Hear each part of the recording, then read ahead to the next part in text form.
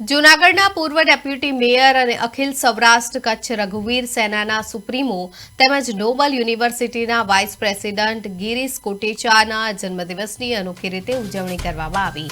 જન્મદિવસની ઉજવણી નિમિત્તે નોબલ યુનિવર્સિટીના સિટી કેમ્પસ આંબાવાડી ખાતે મેગા રક્તદાન કેમ્પનું આયોજન કરાયું હતું।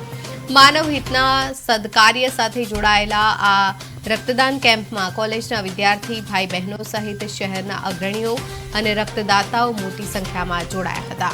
જન્મદિવસની ઉજવણીને સેવા કાર્ય સાથે જોડીને સામાજિક સંદેશ આપવામાં આવ્યો હતો।